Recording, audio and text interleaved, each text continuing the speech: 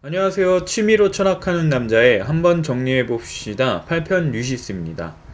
앞서 소크라테스는 히포탈레스 앞에서 연동을 다루는 방법을 보여주었습니다. 이번에는 소크라테스가 어떤 것들이 서로 친해질 수 있는지 이야기하는 부분을 살펴보도록 하겠습니다. 앞서 자리를 비웠던 메넥세노스가 돌아오고 류시스는 소크라테스에게 메넥세노스를 혼쭐을 내달라고 요청합니다. 이에 따라 소크라테스는 자신은 친구를 얻길 바라지만 방법을 모르겠다면서 메넥세노스와 어떤 것들이 친구가 되는지를 이야기하게 됩니다. 먼저 소크라테스는 누군가를 사랑하면 친구가 될 수 있는지 살펴봅니다.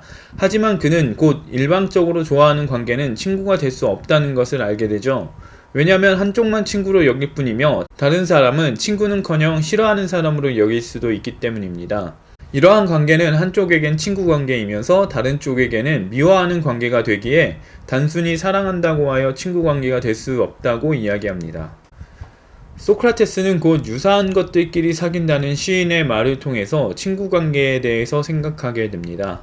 메넥세노스 대신 대화에 참여한 류시스는 유사한 것들끼리 사귄다는 이야기가 적절하다고 이야기하는데, 소크라테스는 선한 사람과 선한 사람은 서로 친구가 될 수 있지만 악한 사람과 악한 사람은 서로 친구가 될 수 없을 것이라고 이야기하며 유사한 것들끼리 사귄다는 것은 반만 옳다고 이야기합니다. 이에 더해 소크라테스는 훌륭한 사람들도 서로 친구가 되기 어려운데, 그 이유는 훌륭한 사람들은 부족함이 없는 상태이기 때문에 자기 자신에게 만족하고 있고, 따라서 무언가를 타인으로부터 얻거나 구해야 할 이유가 없다고 말합니다. 이러한 이유로 훌륭한 사람들은 타인에 대해 무관심할 수밖에 없고, 따라서 훌륭한 사람끼리 친구가 될 수 없다고 이야기합니다. 이렇게 유사한 것들끼리 친구가 될 수 없다는 사실을 알게 된 소크라테스는 상반되는 것들끼리 친해진다는 이야기를 기억해내게 됩니다. 즉, 유사한 것들은 서로 목적이 같아 서로 경계하고 시샘하는 반면, 상반되는 것들은 서로 목적이 달라 서로가 서로에게 도움이 될 수 있어 친구가 된다는 것이죠. 하지만 정의와 불의, 절제와 방종과 같은 것들은 서로 친구가 아니기에 상반되는 것들도 친해진다는 접근은 부적절하다는 결론에 이르게 됩니다. 이에 따라 보면 훌륭한 것과 나쁜 것은 서로 다르기에 친해질 수 없고, 훌륭한 것과 훌륭한 것도 서로 관심이 없기에 친해질 수 없으며, 나쁜 것과 나쁜 것도 서로 피해만 끼치기에 친해질 수 없다고 정리할 수 있습니다. 이에 따라 고심하던 소크라테스는 이 세상이 훌륭한 것과 나쁜 것으로만 구성된 게 아니라 훌륭한 것과 나쁜 것, 그 중간 것이 있음을 깨닫게 되고, 중간 것과 훌륭한 것의 관계, 중간 것과 나쁜 것의 관계를 살펴보게 됩니다. 그리고 중간 것과 나쁜 것은 피해로 인해서 친해질 수 없지만 중간 것과 훌륭한 것은 유익함으로 인해서 친해지게 된다는 사실을 알게 되죠. 이에 따라 중간 것과 훌륭한 것이 친해지며 의사와 환자의 관계가 이 경우에 해당된다고 이야기합니다. 하지만 소크라테스는 훌륭한 것과 중간 것의 관계가 좀 이상하다고 이야기합니다. 왜냐하면 환자가 의사와 친해진다고 한들 병이 나으면 환자와 의사는 헤어지기 때문이죠. 따라서 중간 것과 훌륭한 것의 관계는 진정한 친구 관계가 아니게 됩니다. 왜냐하면 어떤 목적을 위해서 목적의 수단으로서 친하게 된 것은 진정한 친구가 아니기 때문이죠. 따라서 소크라테스는 진정한 친구는 목적의 수단이 아니라 목적이 되는 친구라고 이야기를 하게 됩니다. 그러면서 소크라테스는 우리가 친해지는 것이 훌륭함 때문인지를 살펴봅니다.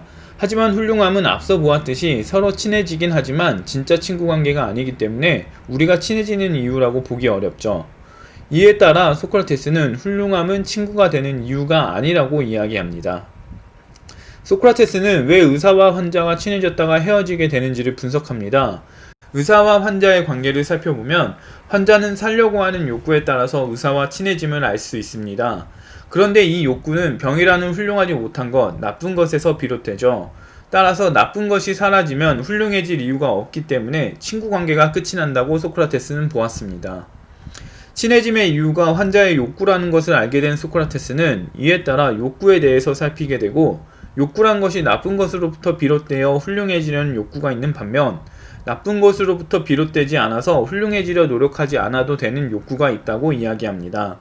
따라서 후자의 욕구에 따르면 우리는 나쁜 것이 사라져서 친해질 이유가 사라지는 경우를 벗어날 수 있다고 소크라테스는 이야기를 하면서 이것이 진정한 친구 관계라고 말합니다.